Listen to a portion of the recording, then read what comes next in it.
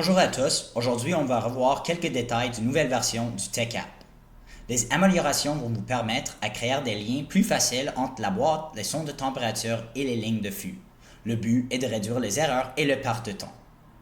Une fois entré dans le TechApp, on choisit notre bar, dans ce cas moi j'ai choisi le bar Weiss Demo, et on clique sur le bouton suivante pour ensuite passer à le bouton Installation Modification. On clique dessus. Et on peut voir qu'on arrive à une nouvelle page qui s'appelle maintenant la cartographie de l'installation. Ici, il faut entrer deux informations, un, le nombre de boîtes et deux, le nombre de capteurs.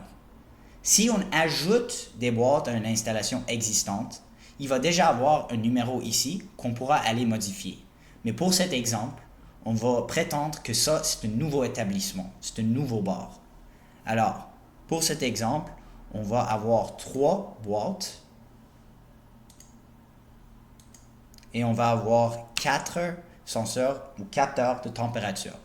Une fois spécifié, on clique sur Suivant. Comme vous pouvez voir, maintenant c'est le temps de passer à la configuration. Premièrement, on va configurer les boîtes ou les machines. Deuxièmement, les capteurs de température. Troisièmement, on va configurer les ports. On ne va pas être capable de passer à une autre étape avant d'avoir complété l'étape précédente. Ce qui veut dire, il faut configurer tes machines avant de configurer tes capteurs, puis ensuite, on peut passer à la configuration de ports. Alors, on commence avec les machines, on clique dessus. Comme vous pouvez voir ici, ça va indiquer qu'il y a 0 de 3 boîtes configurées. Pour ajouter une boîte, on clique sur le signe d'addition et on entre les IMEI un par un de nos boîtes. Donne-moi 2 secondes pour entrer mes IMEI. Alors voici pour la première boîte. On clique encore sur le bouton d'addition. On ajoute une deuxième boîte. On clique encore sur le bouton d'addition pour ajouter la troisième boîte.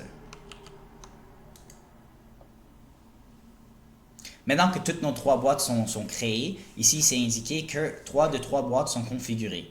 On clique sur Suivant. Comme vous pouvez voir, maintenant on peut accéder à la catégorie ou configuration des capteurs de température. On clique dessus. Il va y avoir 2 couleurs qu'on va être capable de choisir. Le couleur vert indique un capteur de ligne. Le couleur bleu indique un capteur pour la chambre froide, un capteur ambiante. OK? Puis, comme vous pouvez voir, en dessous, vous avez toutes vos boîtes, ainsi que 4 carrés qui représentent les différents capteurs.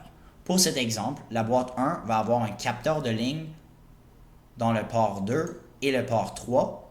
La boîte 2 va avoir un capteur de ligne sur le port 1, ambiante, alors on clique encore pour le rendre bleu, et un autre de ligne sur le port 2. On clique une fois pour le rendre vert. Si jamais on a fait une erreur, on peut cliquer dessus pour revenir à la carré noir. Alors on continue à cliquer maintenant pour indiquer que celui-là, c'est notre ligne ambiante, notre capteur ambiante. Une fois que vous avez terminé, ça va indiquer que 4 de 4 senseurs sont configurés. On peut cliquer sur Save. OK? Maintenant, on va être capable de passer à la dernière étape qui est la configuration de port. La configuration de port, la façon de faire est très similaire. Vous êtes tous déjà habitués à comment le faire. Sauf, il y a une chose de différent. OK?